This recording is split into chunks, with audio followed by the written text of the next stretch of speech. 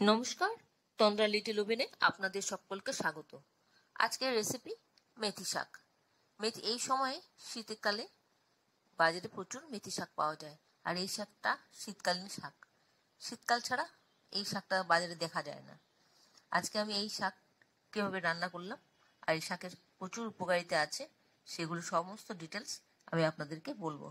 আসুন তাহলে রেসিপিটা দেখে নিই কীভাবে আমি করলাম এই শাক। এখানে আমি কিছু মেথি শাক কেটে নিয়েছি, আর তার সাথে নিয়েছি কিছু আলু আর কড়াইশুঁটি। আর মেথি শাকগুলো কেটে নিয়েছি ঝিরিঝিরি করে।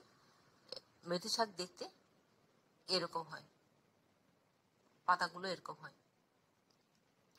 আমি ভালো করে ধুয়ে প্রথমে বেছে নিয়ে ভালো করে ধুয়ে তারপর ঝিরিঝিরি করে কেটে নিয়েছি।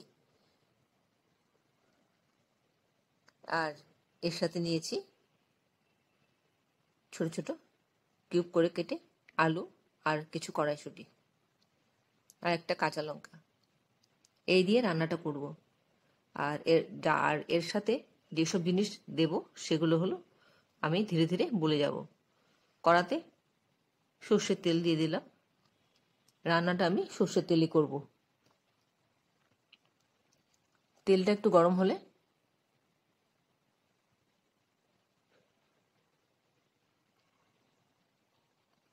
একটা শুকনো লঙ্কা দিয়ে দিলাম। ফোড়নে শুধু একটা শুকনো লঙ্কাই দেব, আর অন্য কিছু কিন্তু দেব না।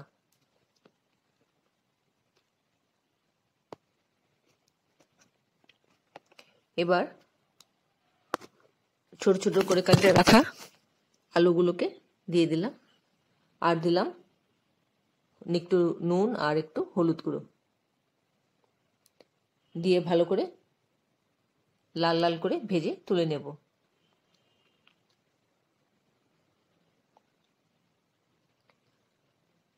আলুটা দিলাম এর জন্য একটু শাকটা বাড়বে। এই শাকটা দেখতে যতটা মনে হয়, কিন্তু রান্না করলে খুব সামান্য হয়ে যায়, কিন্তু তার গুণ অনেক। এবার আমি শাকগুলো দিয়ে দিলাম।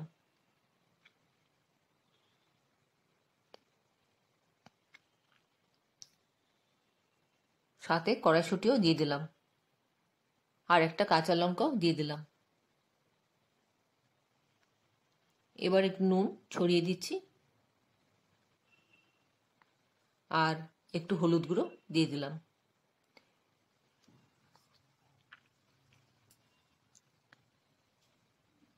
এই শাকটা রান্না করা একদম সহজ।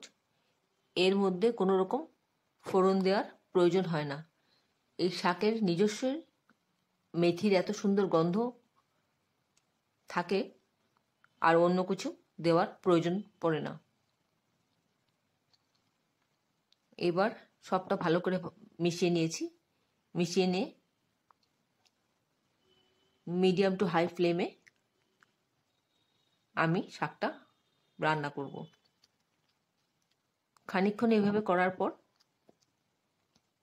শাকের থেকে সামান্য একটু ময়েশ্চার ছাড়বে, সেগুলো দিয়ে আলুটা একটু সেদ্ধ সেদ্ধ মতন হবে। আর ভাজা তো অলরেডি হয়েই গেছে। এইভাবে ভেজে নিতে হবে। খুব বেশি কিন্তু এই রান্নাটাতে মশলা ব্যবহার হয় না।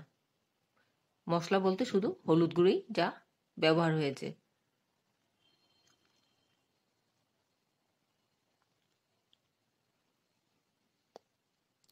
এই শাক শরীরের পক্ষে ভীষণ উপকারী।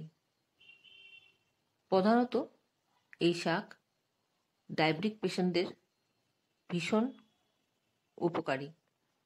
ডায়াবেটিক পেশেন্টরা এই শাক রেগুলার খেতে পারেন।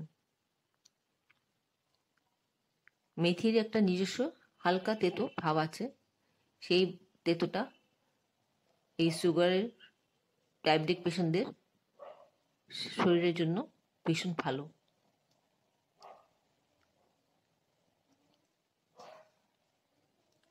এছাড়া এই শাক যাদের কিডনি পিউরিফায়ার করে, যাদের ইউরিনের প্রবলেম আছে তাদের জন্য খুব ভালো।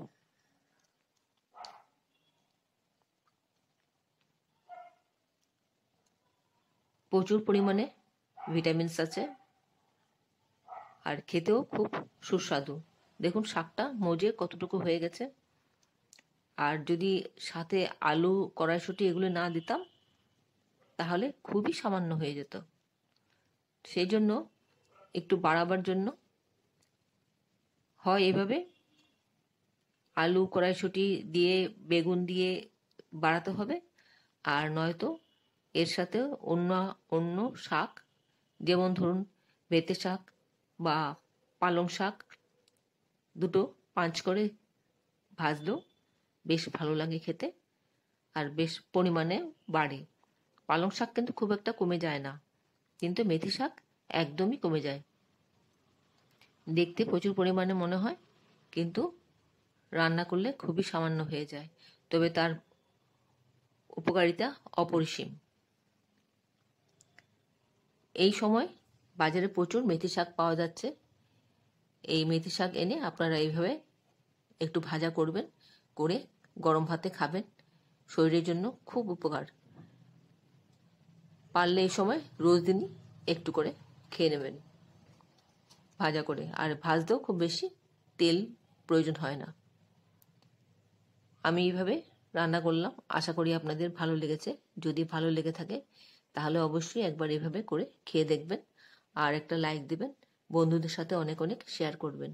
এতক্ষণ ধৈর্য ধরে আমার এই রেসিপিটা দেখার জন্য আপনাদেরকে অসংখ্য অসংখ্য ধন্যবাদ।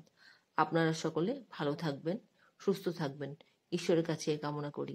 আর এই ধরনের নতুন নতুন রেসিপি দেখতে আমার চ্যানেলটাকে সাবস্ক্রাইব করে নেবেন, পাশে বেল আইকনটা অ্যাক্টিভেট করে নেবেন, যাতে পরবর্তী আমার সমস্ত রেসিপির নোটিফিকেশন সবার আগে আপনার কাছে এসে পৌঁছয়। যারা এখনো পর্যন্ত আমার চ্যানেলটাকে সাবস্ক্রাইব করেননি, ঝটপট সাবস্ক্রাইব করে নিন। তাহলে আসি বন্ধু, নমস্কার।